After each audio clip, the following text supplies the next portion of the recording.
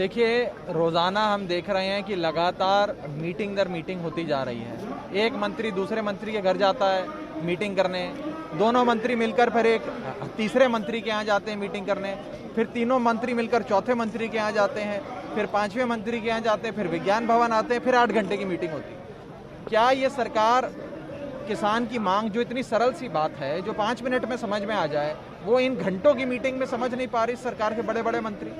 सवाल समझ पे नहीं है, सरकार नियत पर है। और इसीलिए हम मोदी सरकार को ये कहना चाहते हैं कि हमारे देश का किसान जो 8 रातों से इस खुले आसमान में कड़कती ठंड में सड़क पे सो रहा है, जरा आपके भी 1-2 मंत्री सोकर दिखाएं ऐसा। हम चुनौती देते हैं कि मोदी सरकार अपने 1-2 मंत्रियों को जरा खुले आसमान में सड़क पे सोने की हिदायत दे। लाखों किसान देश भर का, पंजाब का आकर सड़क में सो रहा है सर्दी के इस मौसम में। मोदी सरकार, बेरहम सरकार को शर्म आनी चाहिए और देश के किसान की बात माननी चाहिए। हम सरकार को चेतावनी देते हैं, वार्निंग देते हैं कि इसी समय किसानों की सारी मांगों को कबूलें। ये मांगे बिल्कुल जायज़ हैं और समय ना लगाएं और विलंब ना हो इसमें। किसान आंदोलन चल रहा है, देखिए, रोजाना हम देख रहे हैं कि मीटिंग दर मीटिंग हो रही है। कभी गृह मंत्री लेते हैं, कभी कृषि मंत्री लेते हैं, कभी रेल मंत्री लेते हैं, कभी प्रधानमंत्री लेते हैं। यही हो जा रहा है। इतनी सरल सी मांगे, इसमें इतना समय लगाने का, इतनी मीटिंग करने का क्या मतलब है? अगर आपको बातें समझ में आ गई हैं तो हल करिए। आपकी नीयत पे सवाल खड़ा होता है। जिस प्रकार से आप मीटिंग दर मीटिंग रोज करे जा रहे हैं, अपनी नीयत को साफ रखें, देश के किसान की बात माने। नहीं तो अपने मंत्रिमंडल में से मंत्रियों को बोलें कि आएं यहीं सिंघू बॉर्डर पे, इसी खुले आसमान में सड़क पे किसान के साथ रहें, यहीं अपना दिन रात बिताएं, रात को यहीं सोएं, तो उन्हें पता लगेगा कि कितना संघर्ष हमारे देश का किसान कर रहा है। बात करते हैं अनिल विज, वो कोरोना पॉजिटिव हुए हैं। हाल के दिनों में आपने खबर सुनी होगी, उन्होंने जो ट्रायल चल रहा है देश में, उसका वैक्सीन लिया था। देखिए, सबसे पहले तो मैं अनिल विज जी को अच्छे स्वास्थ्य की उनके कामना करता हूं। उनको उनकी जल्द से जल्द रिकवरी हो, कोविड-19 की बीमारी से उभर कर वापस आएँ, ऐसी शुभकामनाएं उनको देता हूं, भगवान से प्रार्थना करता हूं। लेकिन साथ ही साथ ये भी कहना चाहूँगा कि हरियाणा सरकार कहीं वही वाली वैक्सीन हरियाणा की जनता को ना लगा दे। न जाने कौन सी वैक्सीन वो लगा कर आए थे।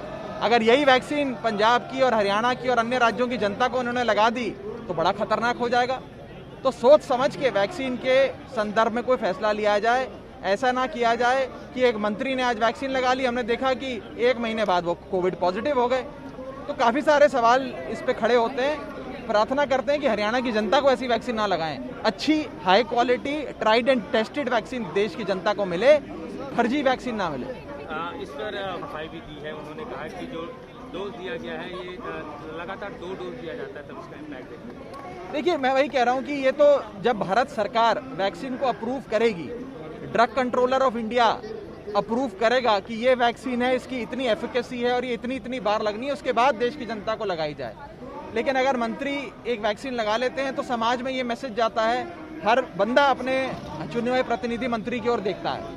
तो अगर उनने वैक्सीन लगा ली तो लोगों ने सोचा वो ठीक हो गए, लेकिन बहुत ही दुर्भाग्यपूर्ण है कि वो संक्रमित हो गए। हम उनके अच्छे स्वास्थ्य की कामना भी करते हैं और यही प्रार्थना कर सकते हैं कि इस प्रकार की बिना किसी ट्रायल के, बिना ट्राइड एंड टेस्टेड वैक्सीन किसी को ना लगाई जाए। आप आज यहाँ पे सरकार की तरफ से आए या पार्टी की तरफ से, क्या कहते हैं? मुख्यमंत्री अरविंद केजरीवाल जी की ओर से हम सबको एक ही निर्देश है, पार्टी के तमाम विधायकों को, मंत्रियों को, सांसदों को, कार्यकर्ताओं को, कि यहाँ पर निष्काम भाव से सेवा करनी है। आज हम एक सेवादार की भूमिका में यहाँ आए हैं, केले बांटने आए हैं। एंड तक जाएंगे, जितना आगे तक जा सकेंगे, लोगों को केले देंगे और बस इतना ही उन्हें मैसेज देंगे कि हम यहाँ पर आपकी मेज़बानी कर रहे हैं। एक सेवादार की भूमिका में दिल्ली की सरकार, अरविंद केजरीवाल और उनकी पूरी पार्टी आपके लिए यहाँ लगी हुई है।